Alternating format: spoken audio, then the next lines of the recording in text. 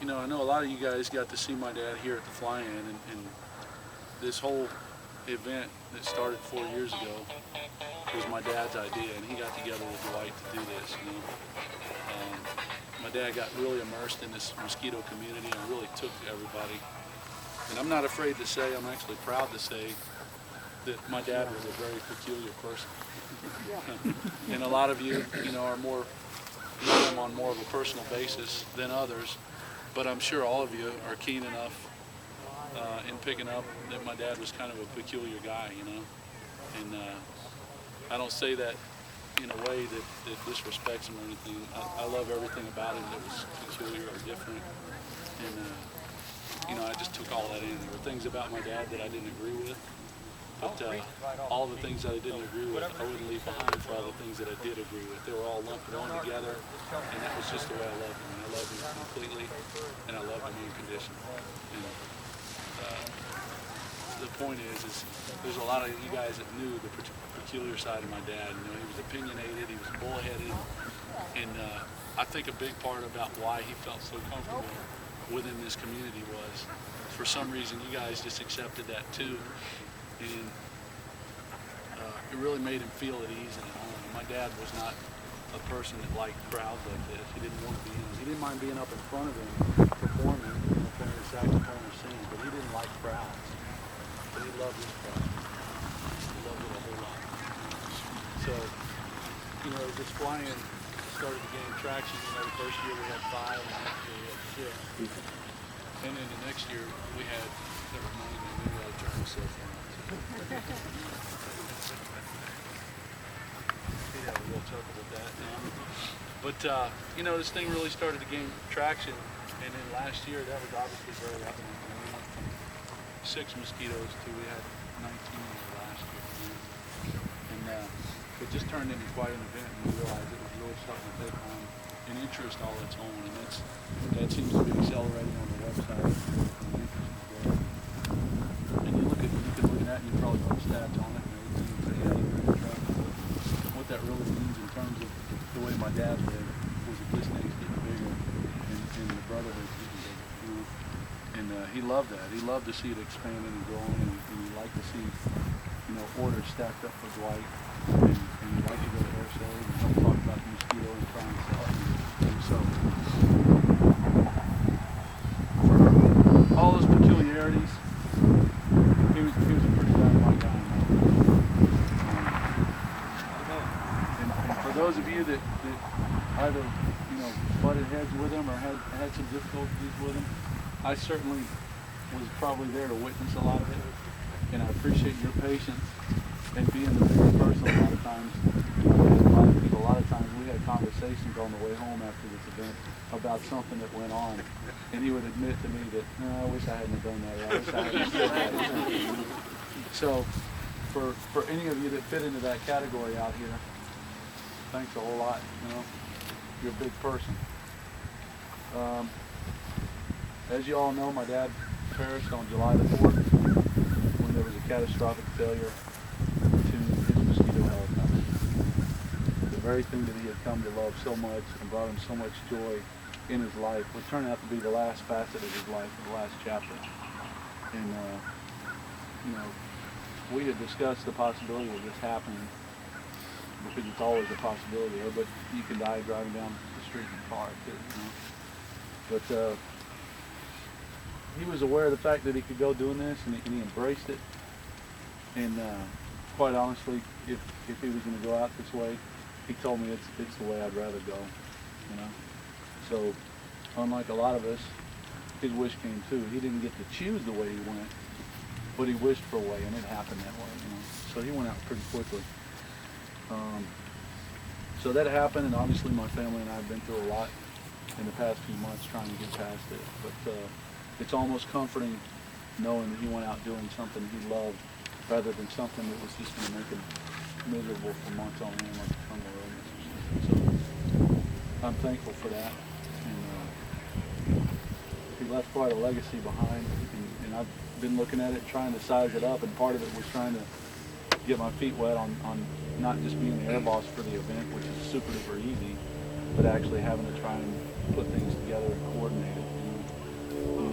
it's kind of tough. You know, George was to have a day job and I'm busy a lot. He didn't. He was retired and had 26 hours a day to devote to doing mosquitoes, you know. So, anyhow, here we are. That is 1/3 of my dad's ashes in that canister right there. And what we're going to do is Lauren Deagle, who's the chosen one to do this honor, he's going to pick his helicopter up to a hover, and he's going to fly around the field out here and spread Dad's ashes on the field. Now the reason I chose Lauren to do this is because there's a lot of you that had a lot of impact on my dad, and there were a lot of changes that my dad went through the last 3 years of his life. Actually, the last 5 years of his life when he got involved. But there always comes that one special person that has a really huge and very special impact, and that person is Lauren Deagle. And Lauren was going to be my dad's hangar mate in Titusville, Florida.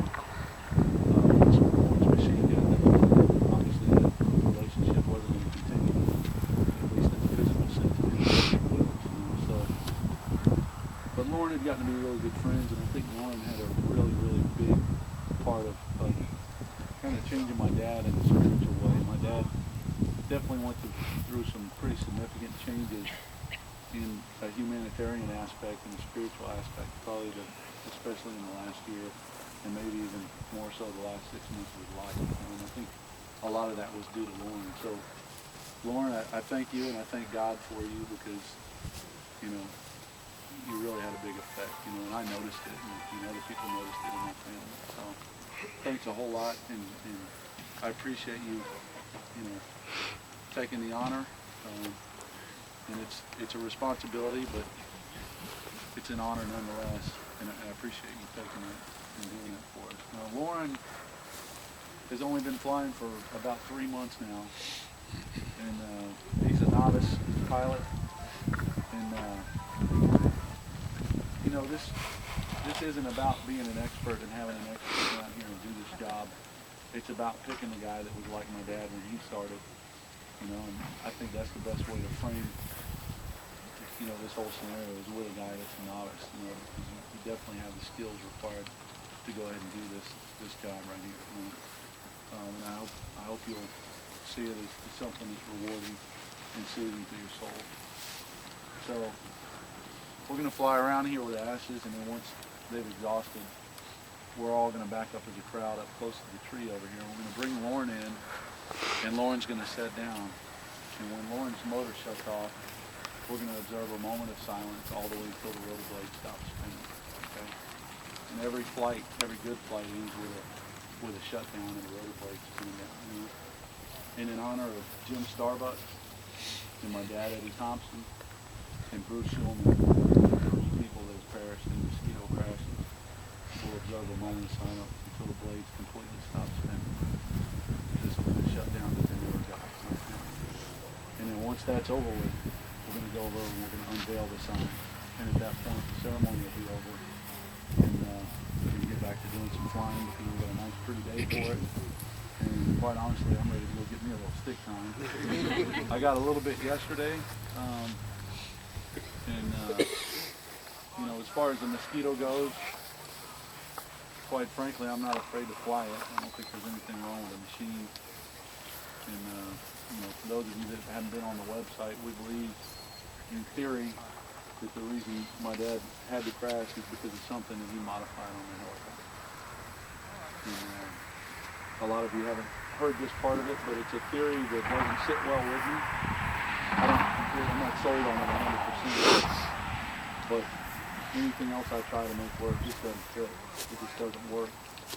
So this theory takes us farthest down the road to a complete idea of what happened. And at some point, you just kind of got to accept that and walk away from it. And I did that several months ago, after I finally had a dream about my dad one night. And I'll share this dream with you. We were at a fly-in somewhere, and there were several of the guys sitting around, and I remember seeing Dwight in the dream. But I don't remember any of the other people that I saw. I just remember specifically Dwight was there, and he was sitting on a little stool, and we had a gearbox off the back of one of the helicopters that was turned over sideways, and it was draining. And as I remember, that's the way Dwight prefers to drain. But anyhow, this helicopter had this thing sitting there, and I was standing up by the front of the helicopter looking back, and Dwight was sitting there, and somebody shouted from behind me, said, you know, my dad walked up and he started cutting people down and making fun of people and strutting around and everything like he always did. I mean, y'all know exactly what I'm talking about. And nobody was laughing at him. You know? He said, "What's wrong with y'all people? Don't you laugh anymore?" Like that, you know. And there was a guy that piped up behind me, and I never saw his face. I recognized his voice, but I couldn't put a name to the face. I just heard it and recognized it as somebody that I had seen at flying, somebody that I knew. You know? And the guy said, well, yeah, we still laugh, Eddie, but he said, you're not supposed to be here. You passed away. And my dad said, well, I'm back now, baby. And then I woke up out of my dream, and strangely enough, I went to work the next morning, and I was driving home that night, and my phone rang, and I heard this guy on the other end of the phone go, "Hey, Mark." And he didn't tell me his name, but I knew who he was right then. It was the voice that I heard from the dream, and that was Gary Doms. So I thought it was pretty neat. And I've really, really enjoyed talking to you, and I've enjoyed seeing your progress as a pilot. And the way I like to remember you most, the funniest thing I ever heard anybody ever say in their life. I need to go home and take me a 3-hour, 38-minute nap. That's right. That was one of Dad's sayings. And another one was, you know, he would complain about some ache or pain or something like that, and then he would kind of brush it off and go, "Yeah, but you know, getting old ain't for sissies." And another one he got, I think he got this from George, if I remember right, but he said, you know, if I knew I was going to get this old, I would have taken better care of myself. But y'all know he had a lot of funny sayings, and he was just a funny guy. He really was a lot of fun. It wasn't ever any different when he was just constantly ripping on each other and all that. And I miss that about him, but I still hear him saying these things all the time. You know, I laugh and it's all the time. But, it's been almost 6 months now. And, I mean, it's probably not real hard to do the math on it, but this has definitely been probably the most miserable year of my life. You know? And it's something that's just going to be different. It's never going to be the same. But I think we're getting past it, and you know, I carry everything that happened up to that point, and everything that happened in the crash, all that. For me, it's just a legacy to fulfill, and it's a badge of honor to carry on. And so it's heavy, but I don't mind it. Just like I said yesterday at the pilot's booth, if there's anybody here that's inquisitive about what happened and the technical particulars of it and everything, just come and talk to me, or call me on the phone, or send me an email, or whatever you want. I'm more than happy to talk to you about it in the library. If it helps me, I'm past it. So don't be bashful, or don't feel like you're being rude if you want to pry about that. I'll open up to you. So anyhow, if anybody's got anything they want to add into this, go ahead and do it now. Anybody want to say anything? Please step forward. He was the only man that ever took a picture of me here. Nobody else would, but he took a picture of me from the web. Oh, that reminds me. Smile. Robin set up a really nice montage in the hangar of a lot of pictures that she had, and there were some really cool pictures that I've never even seen. I liked him with the beard and everything. Yep, but there were some good pictures from last year's flying, and its sun and fun and stuff like that. But stuff that I hadn't seen before, and they were really, really good pictures. Probably a lot better pictures than I currently have, you know. But you know, take an opportunity to go in the hangar there and take a look at that stuff. And did you want to say?